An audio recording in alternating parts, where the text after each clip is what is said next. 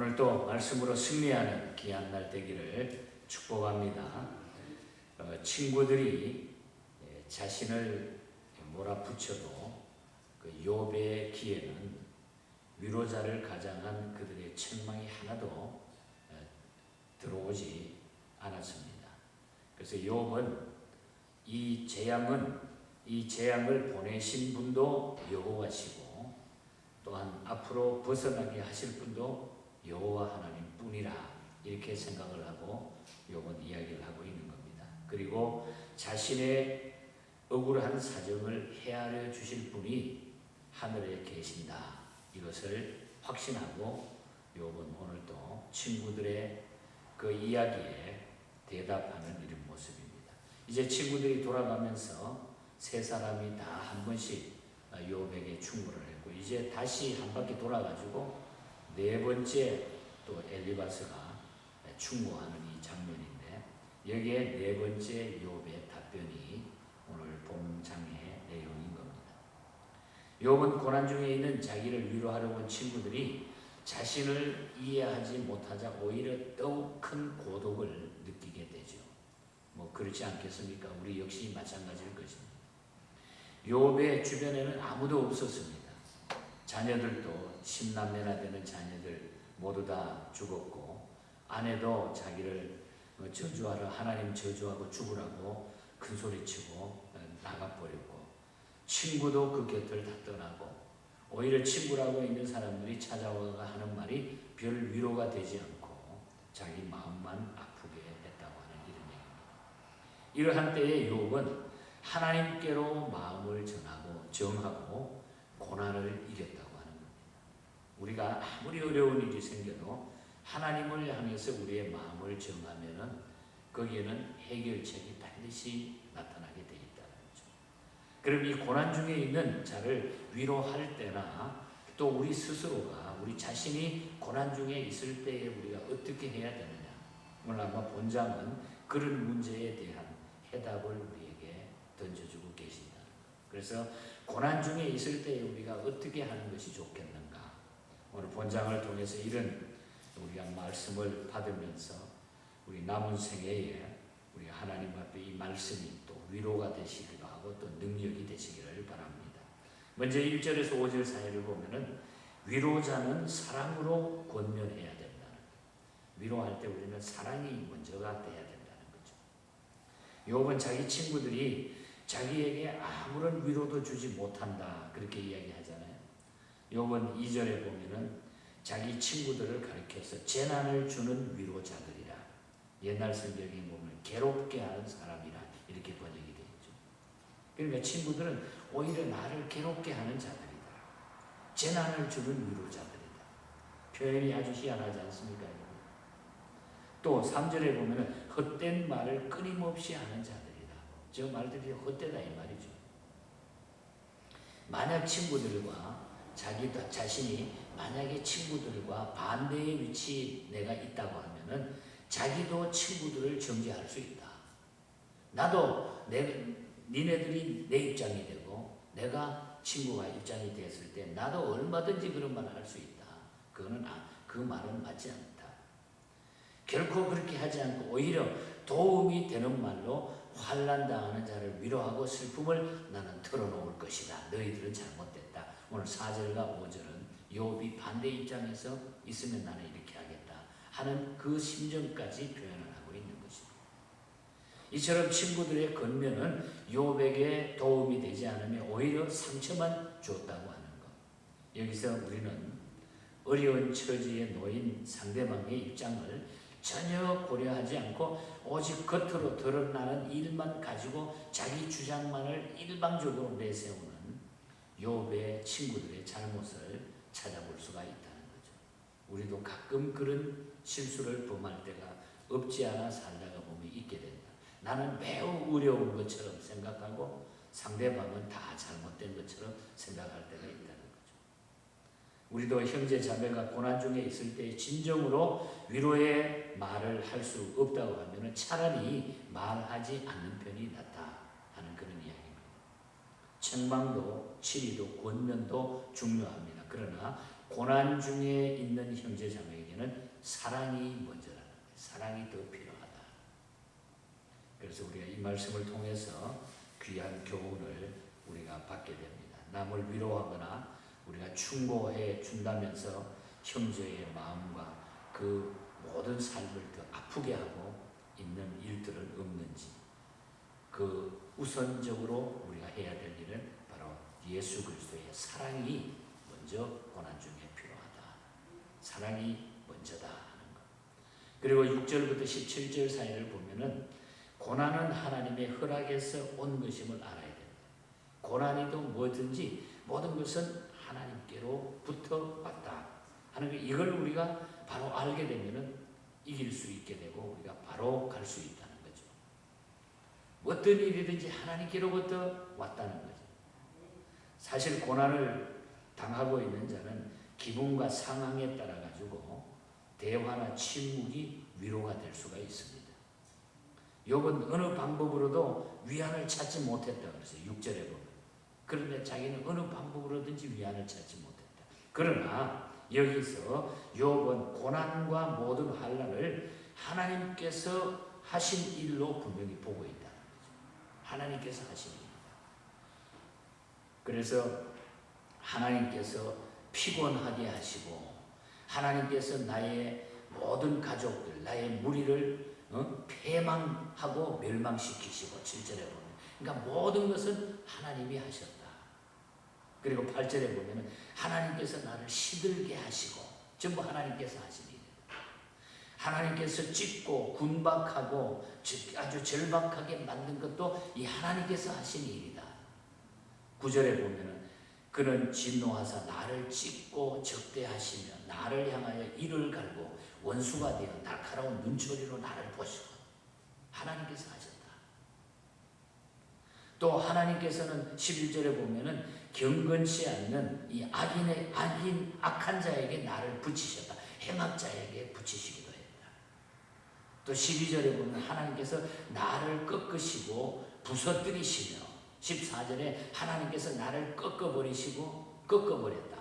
고통에서 그냥 나를 그냥 힘들게 막 손을 꺾는 것처럼, 다리를 꺾는 것처럼 나를 꺾었다. 그리고 용사같이 달려드셨다. 용사같이. 욥은 자신의 이 고통에서, 특히 이유를 알 수 없는 고통 때문에 심각한 고민에 쌓여서 몸부림을 치다가 너무너무 어려우니까, 이 모든 고통이 너무 어려우니까 이 모든 고난이 그러나 하나님께로부터 온 것임을 자기는 알았다. 내가 죄를 너무 많이 져가지고 이렇게 된 게 아니라 어쩌면 이것이 하나님께서 무슨 하나님의 뜻이 있기 때문에 하나님께서 나에게 이 고통을 주셨다. 이 모든 것들은 하나님께로부터 왔다. 이것은 재난을 가져온 것이 사탄이지만은 그것을 허락하신 분은 하나님이시기 때문이다 하는 것을 욥이 알았다. 여기서 우리는 욥의 비참한 처지를 살펴보면서 교훈을 얻을 수가 있습니다. 즉 우리의 가련한 영적 상태를 되돌아볼 수 있어야 된다는 거예요. 영적 상태. 그리고 하나님의 뜻을 우리가 발견해야 된다. 어떤 일이든지 하나님의 뜻이 어디에 있는가, 하나님의 섭리가 어디에 있는가, 이걸 우리가 늘 영적으로 눈을 열어서 그걸 발견할 수 있어야 된다. 그러면은 그 고난도 오히려 전화위복이 될 수 있다는 것입니다. 이유 없는 고난이나 어려움이 우리에게 올 때 도저히 내가 생각했을 때 이건 아닌데 왜 이렇게 내가 어렵게 이 일을 당하는가, 왜 하나님이 나에게 이 어려운 고난을 주시는가, 이런 문제가 생길 때 어떻게 합니까? 여러분, 우연의 일치로 돌리거나 하나님과 무관한 것으로 생각할 때가 있지 않습니까? 그러나 절대로 우연한 일은 세상에 없습니다. 우리 인간사에 우연한 일은 없습니다. 세상에 우연이라고 하는 것은 없습니다. 그러므로 그리스도인들은 고통이 올 때에 하나님께서 허락하신 것을 믿어야 된다는 거죠. 모든 일은 하나님의 손에 달려 있고 하나님의 허락하에 이루어지고 있다. 그러니 우리가 얼마나 이 하나님 앞에 두려움을 가지고 살아야 돼요. 겉으로는 우리가 예수를 잘 믿는 것처럼 이렇게 위장을 하고 포장을 하고 내 생각, 내 방법대로 살아가는데 그걸 우리가 빨리 내려놓지 않으면 모든 것들이 끝까지 그 어려움이 계속돼가지고 우리는 거기서 벗어나지를 못합니다. 하나님의 뜻을 우리가 빨리 발견해야 된다. 모든 것은 하나님께로부터 왔다. 끝으로 18절부터 22절까지 내용을 보면 하나님만 바라봐야 된다. 그래서 우리가 어떤 환경 가운데서도 하나님만 바라봐야 된다. 그러면 길이 있다는 거죠. 욥은 하나님을 바라보며 그래서 기도하고 있는 것입니다. 17절에 보면 자기는 하나님 앞에서 극심한 고난을 받을 만큼 악행을 저지른 적이 없습니다. 그러면서 기도합니다. 자기의 기도에 부정함이 없다고 합니다. 그리고 욥은 하나님을 바라보면서 뭐라고 합니까? 19절에서 22절 사이에 쭉 보면 자기의 증인은 하늘에 계시고 자신의 대변자가 높은 데 계신다. 중보자가 높은 데 계신다. 이런 욥이 자신의 비참한 환경을 통해 가지고 사람과 하나님 사이에 그리고 사람과 사람 사이에 진실을 가려줄 하늘에 계신 증인을 바라보는 단계까지 이르겠다. 하나님이 아실 겁니다. 하나님만 아십니다.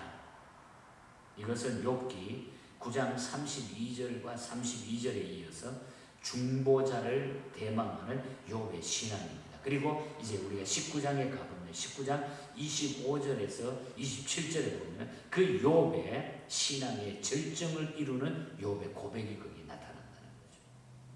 이것이 욥기의 절정에 욥이 자기가 하나님을 어떻게 섬기고 있는가 욥의 절정이 나타납니다. 대망하는 하나님을 향해서 그 신앙이 어떤 신앙인가.